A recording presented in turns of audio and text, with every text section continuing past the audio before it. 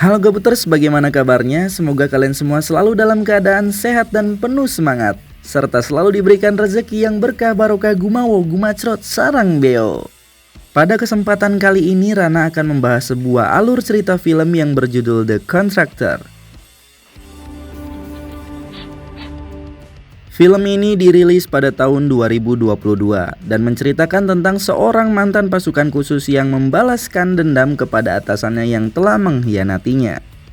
Baik, tanpa banyak nyanyingung lagi, langsung saja renggangkan badan, hembuskan nafas, dan markijo, mari kita lalajo. Silent.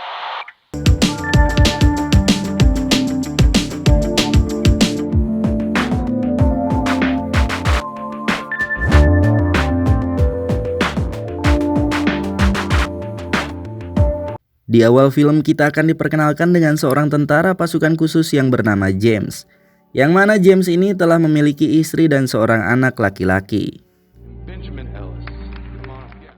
Singkat cerita, terlihat James sedang diobservasi fisiknya karena ia sempat mengalami cedera lutut saat perang di Afghanistan.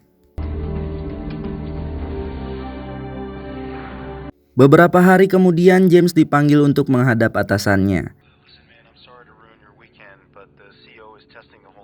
Di sana James dikagetkan dengan dibebas tugaskannya secara terhormat dari militer dengan alasan kesehatan mental dan juga kondisi lututnya yang tak kunjung pulih.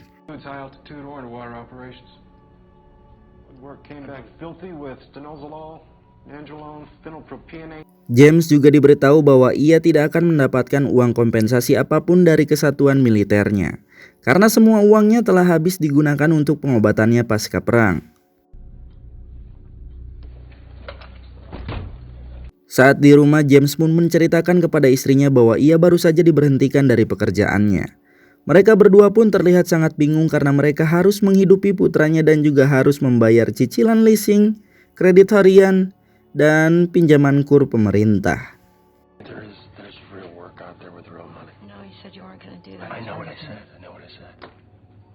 Namun meski begitu, sang istri pun menerima dengan ikhlas dan berusaha untuk menenangkan James.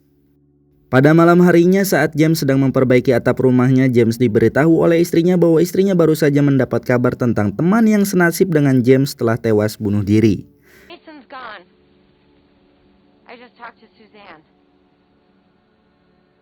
Istri James pun khawatir James akan melakukan hal yang sama.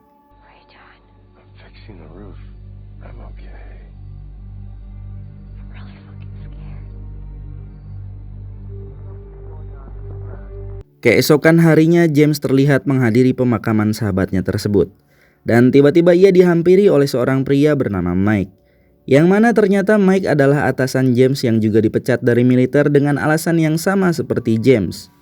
Kemudian Mike pun mengajak James ke rumahnya untuk makan malam.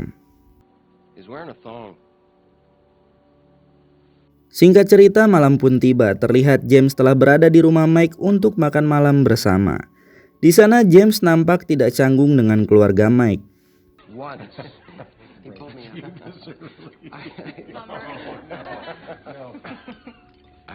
Selepas makan malam, James dan Mike pun berbincang sembari menonton TV. Di sini Mike bercerita bahwa kini ia sudah bekerja di sebuah perusahaan swasta dengan bayaran yang cukup besar. Mendengar hal itu, James sangat tertarik dan meminta Mike agar membantunya untuk dapat bekerja di sana. 5-6 a day.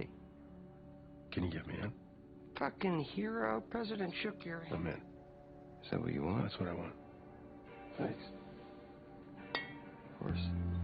Keesokan harinya Mike mengajak James untuk bertemu dengan atasannya yang bernama Rusty. An honor to meet you. Thank you, sir. Di sana Rusty menjelaskan bahwa ia hanya akan menerima orang-orang profesional karena pekerjaannya tersebut penuh dengan misi-misi berbahaya. Dan di sini pun terkuak bahwa Rusty juga merupakan mantan militer sebelum ia mendirikan sebuah perusahaan swasta. Rusty juga mengungkapkan bahwa perusahaannya telah mendapatkan izin dari pemerintah. Dan akhirnya James pun ikut bergabung di perusahaan tersebut. Kemudian Rusty pun memerintahkan James pergi ke Berlin selama 2 minggu untuk menjalankan misi pertamanya.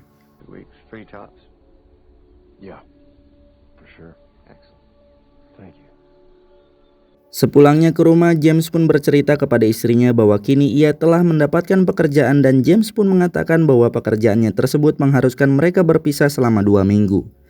Dan sang istri pun mengizinkan James untuk pergi melaksanakan pekerjaannya.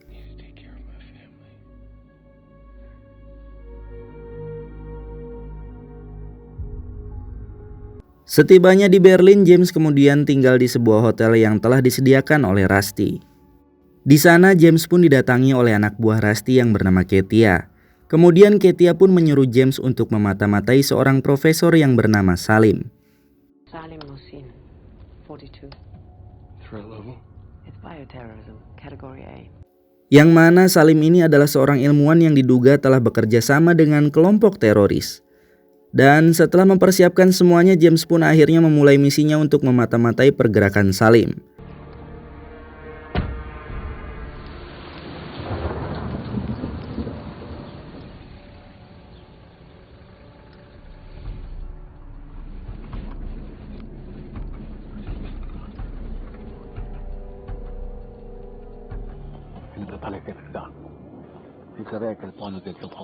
Keesokan harinya mereka mendatangi tempat Salim berada.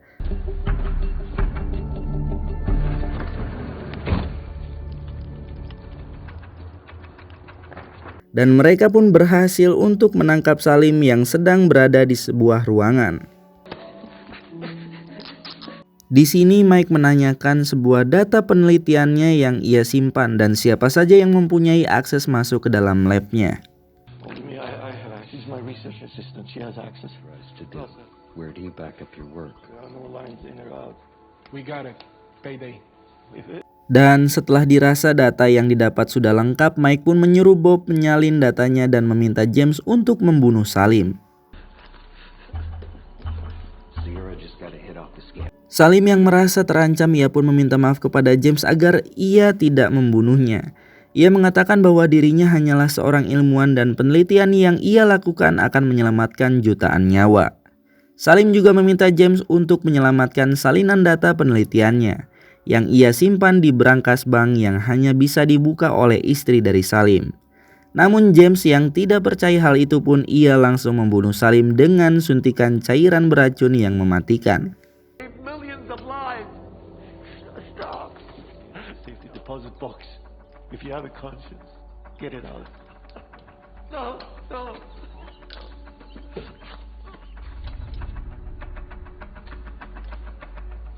Kemudian James pun membakar lab tersebut agar seolah-olah Salim tewas akibat kecelakaan.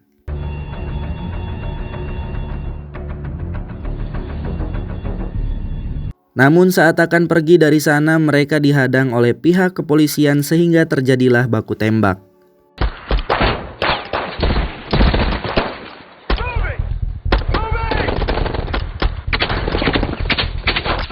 Nahasnya Katia dan Bobby tewas pada kejadian ini dan bahkan Mike tertembak tepat di kakinya.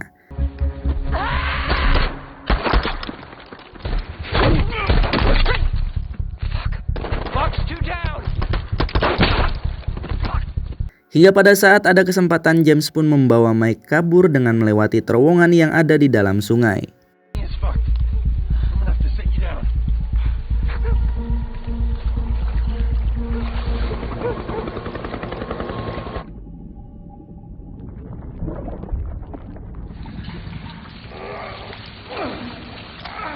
Setibanya di tempat yang aman, James mendonorkan darahnya untuk Mike karena ia kehilangan banyak darah.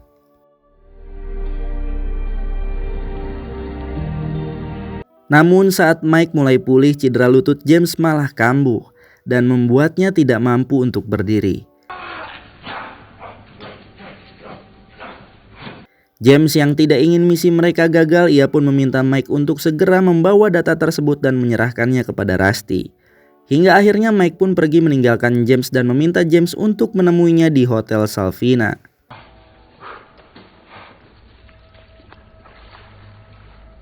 Saat lututnya sudah mulai pulih, James pun segera keluar dari tempat tersebut.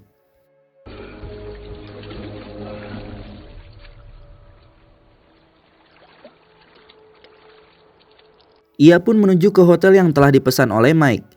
Nummer 210. Genießen Sie Ihren Aufenthalt.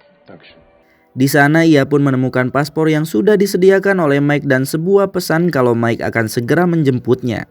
Namun setelah sekian lama menunggu, Mike tidak juga kunjung datang sehingga James yang merasa bahwa ada yang tidak beres, ia pun bergegas keluar dari hotel tersebut.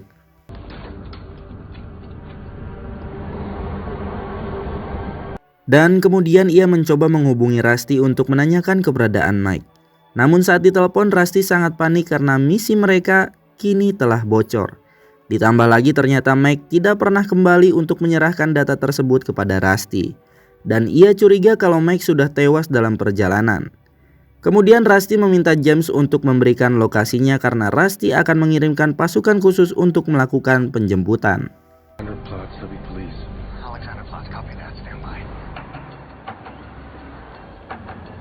Tidak lama kemudian terlihat beberapa mobil yang datang untuk menjemput James. Namun di sini James mempunyai firasat yang buruk dan ia curiga bahwa Rusty lah yang telah membunuh Mike.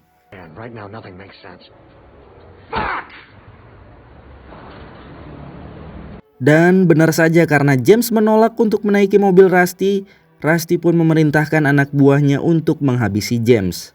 James yang terkepung ia berusaha melarikan diri melalui lorong jembatan.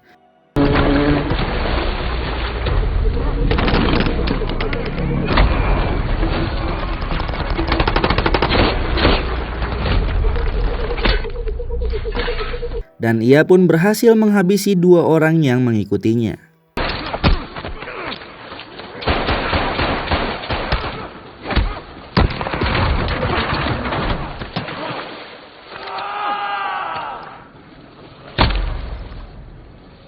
Lalu James pun menanyakan siapakah orang yang mengirimnya. Dalam keadaan sekarat, pria ini pun memberitahu kalau Rusty lah yang menyuruh mereka untuk menghabisi James pada saat dalam penjemputan. Kemudian James menggunakan ponsel pria ini untuk memberi kabar kepada Rusty. Yang dengan hal itu Rusty pun mengira bahwa James pun sudah tewas.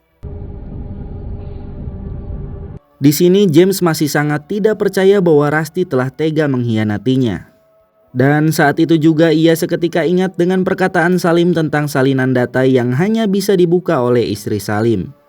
Kemudian ia pun bergegas pergi ke rumah Salim. Setibanya di sana, James pun meminta istri Salim untuk menyerahkan data itu kepadanya.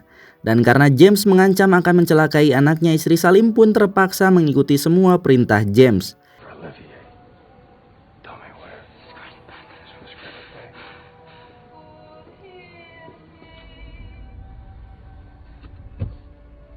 Dan mengambilkan salinan data tersebut yang disimpan di brankas bank. Setelah dari sana, James pun segera pergi dan mengecek data tersebut yang tersimpan pada sebuah tablet. Namun di sini James dibuat terkejut oleh video Salim untuk anaknya. Salim mengatakan bahwa anaknya harus menjadi penerusnya sebagai seorang ilmuwan. Salim juga memberitahukan kalau sekarang ia sedang membuat formula vaksin untuk virus mematikan yang sedang melanda dunia.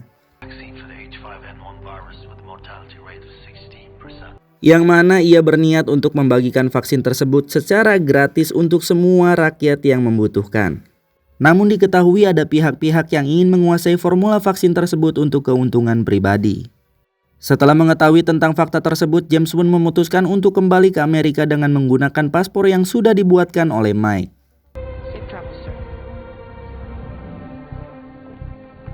Setibanya di Amerika, James mendatangi ke rumah Mike untuk memberitahu kepada istrinya kalau Mike sudah tewas. Namun di sana James malah dibuat kaget karena ternyata Mike masih hidup dan terlihat sedang bermain dengan anaknya. Melihat hal itu, James pun merasa kecewa karena ia menganggap bahwa Mike sudah bersekongkol dengan Rusty. Esok paginya James pun mengikuti Mike secara diam-diam. Namun ternyata aksinya tersebut sudah diketahui oleh Mike.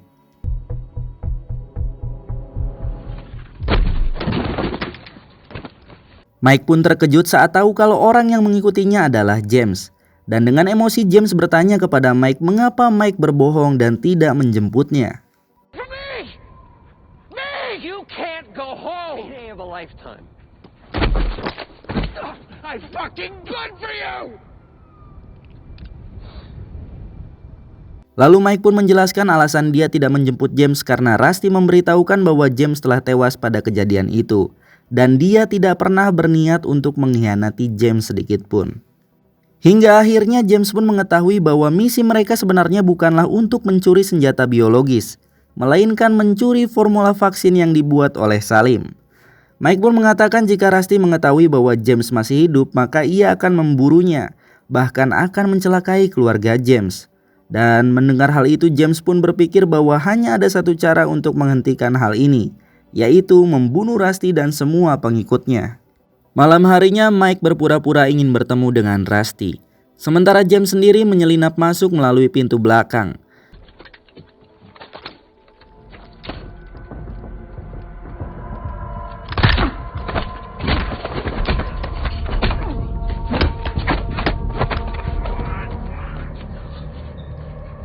Dan naasnya di sini Mike tertembak oleh Rusty, namun ia juga berhasil menembak Rusty.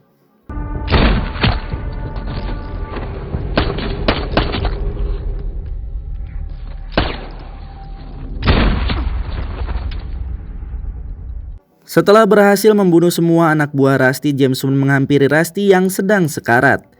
Dan tanpa berpikir panjang, James pun langsung menembak Rusty tepat di kepalanya.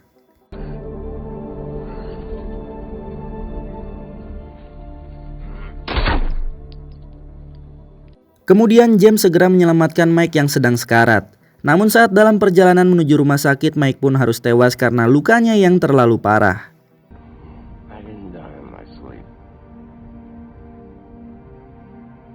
Dan karena takut pemerintah Amerika memburunya, James pun membakar mobilnya beserta Mike untuk menghilangkan jejak. Dan film pun berakhir. Terima kasih buat kalian yang sudah menonton film ini, semoga kalian semua terhibur. Saya Rana berserta jajaran yang bertugas pamit undur diri, salam RN Movie.